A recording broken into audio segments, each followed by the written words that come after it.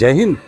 7 news নেটওয়ার্কে আপনাদের সকলকে স্বাগত। আর এই মুহূর্তে আমি দাঁড়িয়ে রয়েছি একটি বাস আড্ডায়, অর্থাৎ বাস স্টপেজে।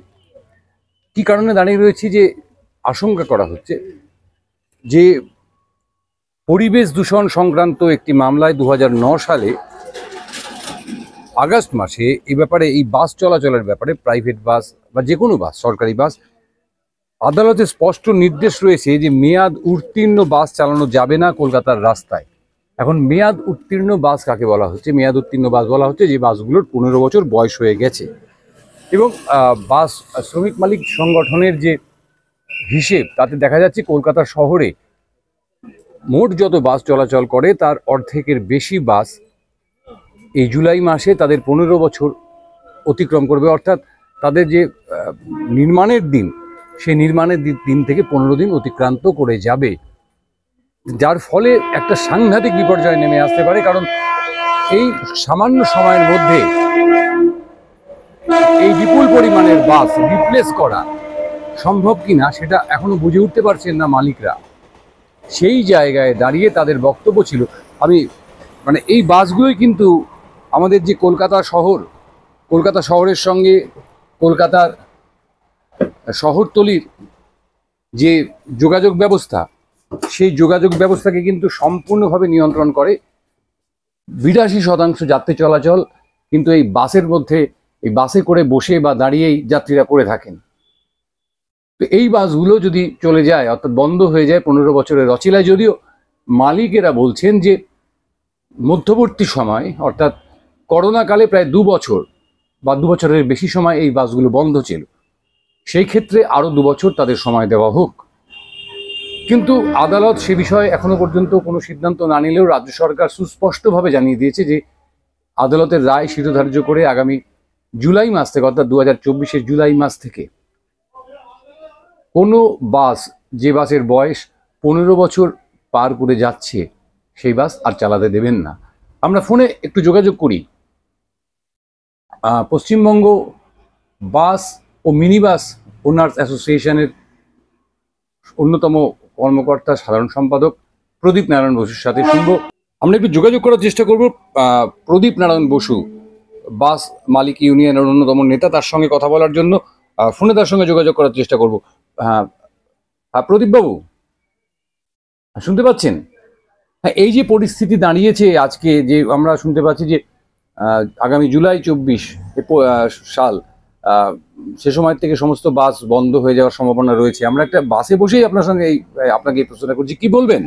এই তো বন্ধ হয়ে যেতে পারে যে বাসগুলোর বয়স 15 বছর, এবং দেখা যাচ্ছে যে কলকাতা শহরে যে বাস চলে তার অধিকাংশই 15 বছরের বেশি যার বয়স। এই বিষয়ে আপনারা বাস মালিক শ্রমিক সংগঠনের পক্ষ থেকে কি সিদ্ধান্তে আসতে চলেছেন?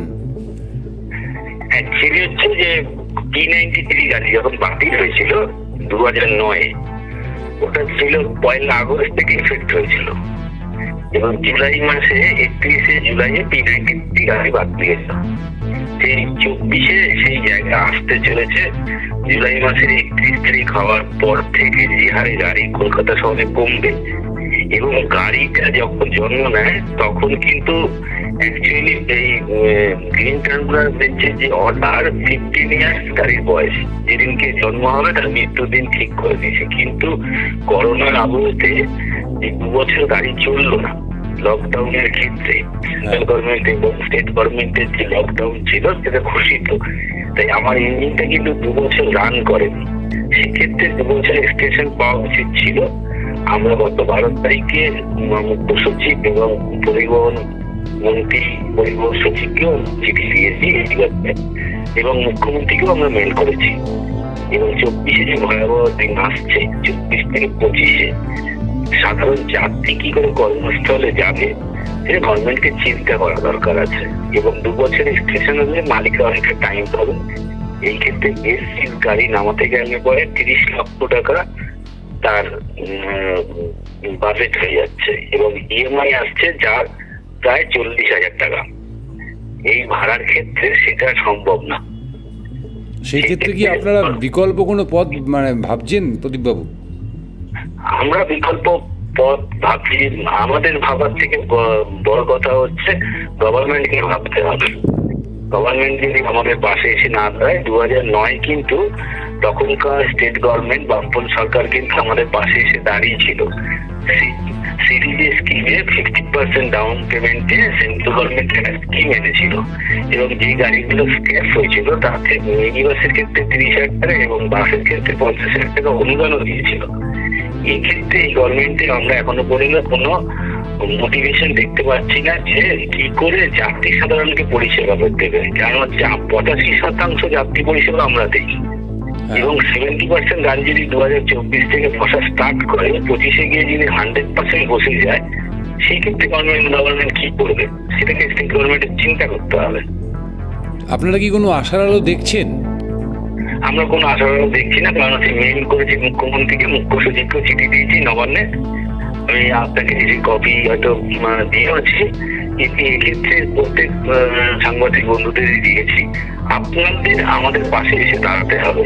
এই গভর্নমেন্টকে জায়গাতে গেলে পরে, যারা জেগে ঘুমাচ্ছে তাদেরকে জায়গাতে গেলে পরে আপনাদের মতন সাংবাদিকরা এবং মিডিয়ারা যদি আমাদের পাশে এসে না দাঁড়ান, তাহলে পরে এই 27 লক্ষ গাড়ি যখন স্ক্র্যাপ হয়ে যাবে, তখন কিন্তু প্রচুর মানুষ, মানে কৃষির পরে যে শিল্পটার উপরে সব থেকে বেশি নির্ভরশীল, সেই ক্ষেত্রে এই গণপরিবহনের উপরে বিরাট ধাক্কা পড়বে। গণপরিবহন না, গণপরিবহন এবং পণ্য পরিবহন দুটোর উপরেই ধাক্কা পড়বে।